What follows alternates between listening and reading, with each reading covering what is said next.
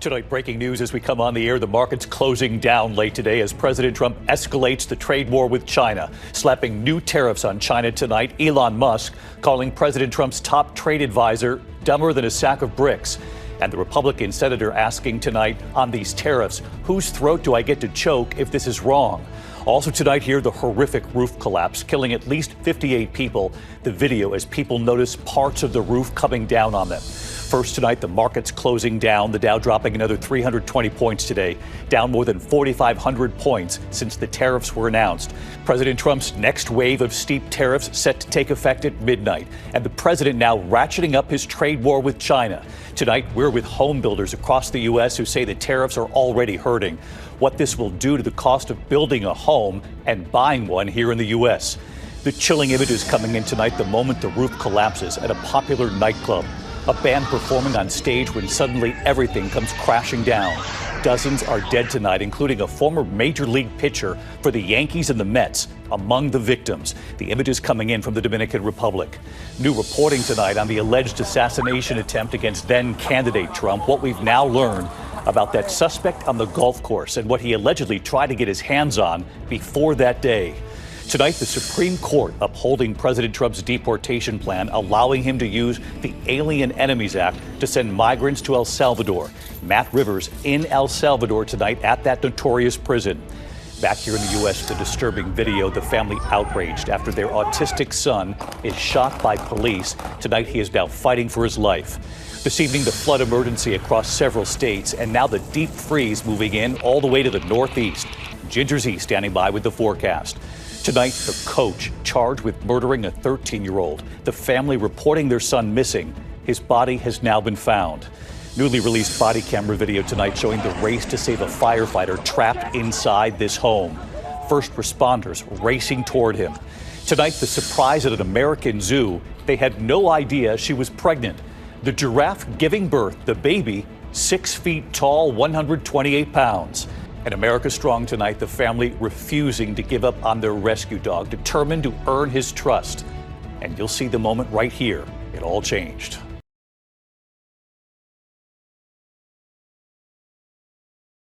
The market's closing down again late today, with President Trump now escalating his trade war against China. His sweeping tariffs on 60 countries going into effect tonight, and real tension now among some of the president's top advisors, now playing out in public. Elon Musk calling the president's top trade advisor dumber than a sack of bricks. And Republican senators on the Hill today asking serious questions about this tariff strategy. One asking, whose throat do I get to choke if this is wrong? The Dow dropping another 320 points today, down more than 4,500 points since the tariffs were announced. The S&P 500 down 79 points today. The Nasdaq down 335 points, more than 2% today alone. President Trump tonight saying trade negotiations with some countries are happening. On social media saying a high-level delegation from South Korea is on the way for talks. The White House says Japan is negotiating with the president's Treasury Secretary. Tonight, China refusing to bow. President Trump hit China with 34% tariffs. So China hit back with 34% retaliatory tariffs. President Trump telling China to drop that retaliation, if not hitting them with another major tariff at midnight tonight. This would effectively be a 104% tariff on all goods coming into the U.S. from China starting tonight. We're with home builders here in the U.S. this evening and what they say this will do to the cost of building a home and buying one here in the U.S. ABC senior political correspondent Rachel Scott leading us off tonight from the White House. Tonight, with the financial markets all closing down, President Trump forging ahead with his massive tariffs, ratcheting up his trade war with one of America's largest trading partners, China. A steep 104% tariff on all Chinese products imported to the U.S. set to go into effect at midnight. China accusing the U.S. of bullying after President Trump last week imposed an additional 34% tariff on Chinese goods. China then retaliating with a 34% tariff on all American products. The president then raising the stakes, warning if China didn't back down by noon today, he would increase the tax on everything that comes into this country from China to 104%. But China refused, saying it would not give in to blackmail. Wall Street reeling, the Dow dropping another 320 points today. It has lost 4,579 points since President Trump announced his massive tariffs last week, down 10% in 4 days. On Capitol Hill, Republican senators who rarely break from Trump now feeling the pressure from companies and constituents back home. This is creating some anxiety, this current tariff posture among some of my constituents. I'm hoping and I hope you and the president are very sensitive about companies potentially going bankrupt by these actions. Whose throat do I get to choke if this proves to be wrong? Tonight, the president saying trade negotiations with some countries are happening. China wasn't one of them. Right now, Japan is flying here to make a deal.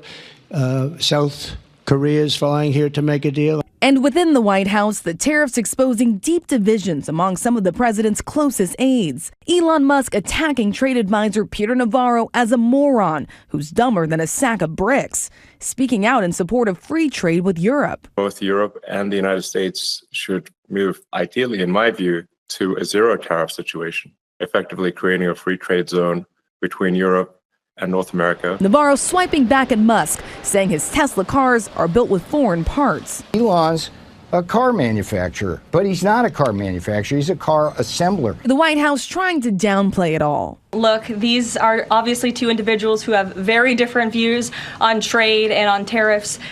Boys will be boys. But as the White House brushes this off as boys being boys, millions of American families and businesses are already grappling with the real-world effects of the president's trade policies.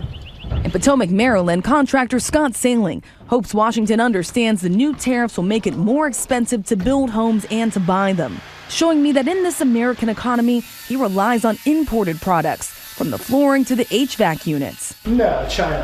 All right, what about the railing here? That's Canada. Looking up, seeing the metal brackets. The metal brackets, also China. Nearly everything that it requires to build this home is made somewhere else. Yeah, absolutely. He says his costs are already rising because of the president's tariffs, and that means the cost of the price of the homes he builds will go up too. We've got anywhere from a 5 to 20% increase on our roofing materials, lumber materials, and metal. And so it's already here. Those tariffs, you'll just pass off to your consumers, your customers? I've got no choice but to. The president insists that these tariffs will bring manufacturing jobs back to the United States, but that could take years. And that contractor we spoke to says the reality is that these tariffs will make building and buying homes more expensive. And David, in just a few hours, the president's new round of tariffs on roughly 60 countries, including that 104% tariff on Chinese imports, is expected to go into effect. China calling it blackmail. Tonight, there is just no sense when or how this tariff war is going to end. David. Rachel Scott leading us off from the White House tonight. Rachel, thank you. We're going to turn now to the horrific roof collapse, killing at least 58 people, including a former Major League pitcher for the Yankees and the Mets. This happened at a popular nightclub in the Dominican Republic. Hundreds were at the Jet Set nightclub. It suddenly goes dark when that roof comes down. Tonight, the building is in ruin after a desperate scramble to free people who were trapped. Dozens are dead, more than 160 injured, and a warning here tonight. The images are disturbing. Here's Victor Akendo. Tonight, authorities in the Dominican Republic investigating this devastating roof collapse at a popular nightclub that has now left at least 79 people dead and more than 150 wounded. Video circulating online showing what appears to be the moments before the roof came crashing down around 12:30 a.m. This man pointing at the roof, saying something fell. That singer performing on stage also looking up. Within seconds, the collapse and screams as the video goes dark. In another video, this group rushing away from the dance floor moments before the tragic accident. The images from the aftermath are graphic. Bodies on top of the rubble. Just behind them, a man and woman apparently trapped. First responders scaling slabs of concrete across the club floor. You can see what was the bar. The scope of the devastation seen from above. Authorities using heavy machinery to dig through the debris. Hours later, this man pulled out of the destroyed club on the stretcher, alive. The staggering death toll climbing all day as we learn more about the victims that include a saxophonist playing with the band at the time of the collapse, politicians, and athletes. World Series champion and former pitcher for the Houston Astros, New York Yankees, and New York Mets, Octavio Dotel, dying on his way to the hospital. And David, tonight the investigation is underway as doctors from across the country are being asked to come to Santo Domingo to help treat the wounded.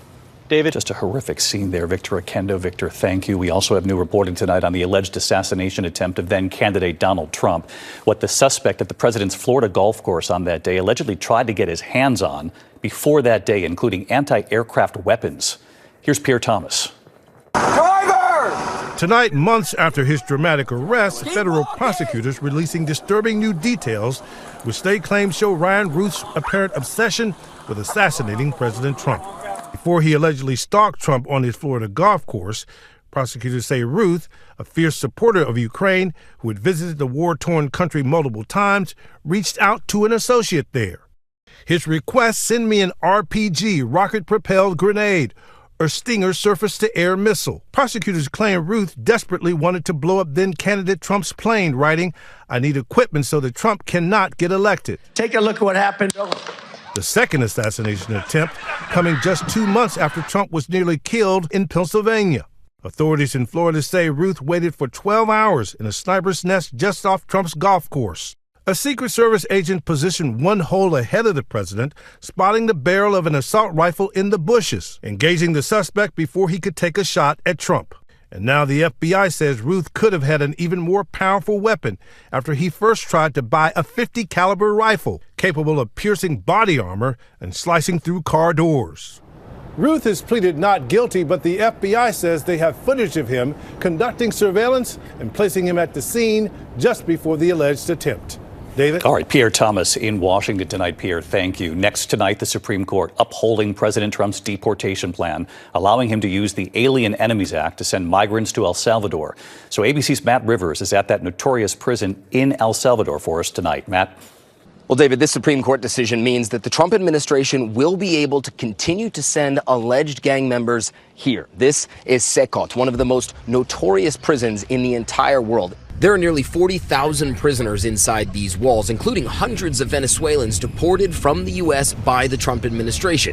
We were not shown those detainees, but the prison director tells me the conditions we saw are the same for everyone inside, and those conditions are designed to be incredibly harsh. And David, the Supreme Court in their decision said all migrants must be given advance notice and the ability to challenge their deportations before they can be removed. David? Matt Rivers in El Salvador tonight. Matt, thank you. Back here in the U.S., the disturbing video, the family outraged after their autistic son is shot by police. Tonight, their son is now fighting for his life, and what authorities are now saying about this, we warn you, it is disturbing. Here's Trevor Ault.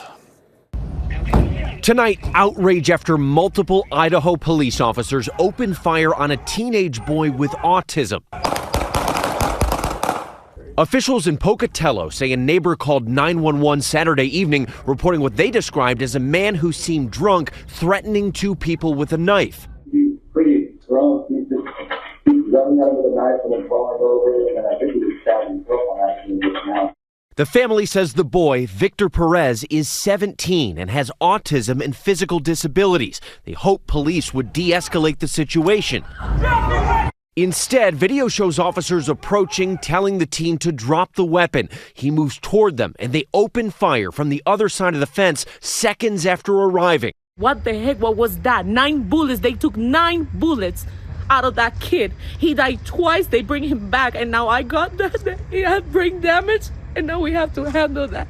Pocatello's police chief defending his officers' actions. We know this incident has deeply affected the community. The full picture requires careful review of all facts and evidence. David, this shooting's now under investigation. Family members say they're not sure if this teen is going to survive. David? Trevor Ault reporting. Thank you, Trevor. Next this evening, rivers are still rising amid the deadly flooding across multiple states. 31 rivers from Arkansas to Indiana at major flood stage tonight. There are also freeze and frost alerts right there and across the east as well. So let's get right to Chief Meteorologist Ginger Z back with us again tonight. Hi, Ginger. Hi, David. Even though it stopped raining 2 days ago, you still have rivers that were cresting today. It takes time for that water to get downstream. There are more than 30 river gauges at major flood stage. There are warnings on rivers from Arkansas to Indiana and Ohio. Now, they are going to be dry the next couple days until Thursday, but with the dry comes cold. We're talking frost and freeze alerts as far south as Birmingham, Alabama, over to the mid-Atlantic, Baltimore included too. Look at some of the numbers tomorrow morning. Sub-freezing in many spots. That's bad for Central sensitive plants that have already been planted in the crops. Also, if you want to warm up, you go to the Southwest and warm up a lot. Daily record highs possible from Las Vegas right to Albuquerque, David. Ginger Z back with us tonight. Ginger, thank you. We turn now to a youth soccer coach in California tonight charged with murdering a 13-year-old. The family reporting their son missing. His body has now been found. Here's Matt Gutman.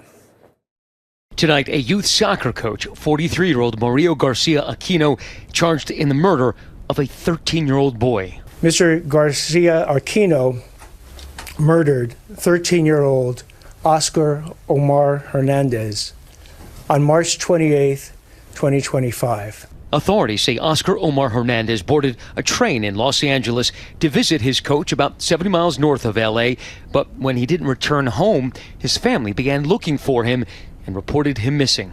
On April 2nd, investigators finding Hernandez's body on the side of a road in a remote area, nearly 2 hours from where he had gone to visit that coach. Pido justicia. Hernandez's mother asking for justice to be served. Garcia Aquino charged with one count of murder during the commission of lewd acts with a child. The district attorney calling Garcia Aquino a predator and also charging him with sexually assaulting a different teenager at his home in 2022 and accusing him of assaulting another 16-year-old boy in February. And they say they think there could be more. There's always a fear that there's more victims. The DA says if the coach is convicted, he could face life in prison without the possibility of parole or even the death penalty, David. Matt Gutman from Los Angeles. Thank you, Matt. Coming up here, why was Harriet Tubman's story and image taken down by the National Park Service under the Trump administration, the backlash, and what's now happened about this tonight? And then look at these images, the newly released body camera video showing the race to save a firefighter trapped right there in that home explosion. First responders racing to get him. We'll have more on this in a moment here. Tonight here, the newly released body camera video showing the incredible rescue of a firefighter trapped in a home explosion in Christopher, Illinois. You can see the video here. It shows the house on fire. One of the firefighters was on the front porch when that home suddenly exploded. First responders and bystanders racing toward the home, the group actually lifting the debris and pulling that firefighter to safety. He's been treated for minor injuries. Just incredible. When we come back here tonight, they did not know she was pregnant. Tonight, the 6-foot, 128-pound baby. And you'll see her in a moment. To the index, the Trump administration and the National Park Service facing backlash after taking down Harriet Tubman's image and her story from the webpage. Her picture was removed along with references to slavery. Tonight has been restored along with the history of the Underground Railroad. They said the edits to the National Park website were made without permission. A big surprise tonight at the Maryland Zoo. A new baby giraffe. Zoo officials didn't know the mother giraffe was pregnant. She gave birth to a 6-foot, 128-pound girl. Both are doing great. When we come back tonight, the terrified rescue dog, the family determined to earn his trust. And you'll see the moment it all changed. Finally tonight, refusing to give up on their rescue dog. Tonight in Melbourne, Kentucky, northeast of Louisville. Hi, honey. The all-volunteer nonprofit Cleo's Legacy rescuing Mowgli, a pit bull who they believe was living for months on the streets. Taking him inside, lifting up his crate door, but the dog was too nervous, too scared to step out. You okay? It's okay, buddy.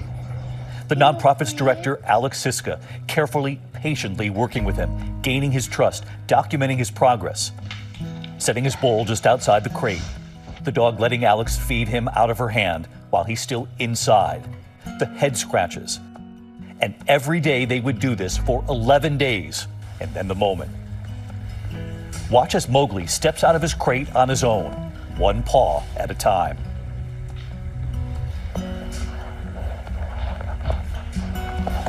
The timid steps, Alex with a little food.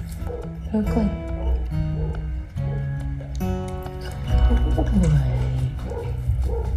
The incredible progress. And right here tonight, Hi, David. Mowgli, right there with his proud foster mom, Alex, and her message. Adopting dogs that might not seem like the perfect little guy at first, but I promise you they become such an amazing part of your family. Earning his trust. I'll see you tomorrow. Good night.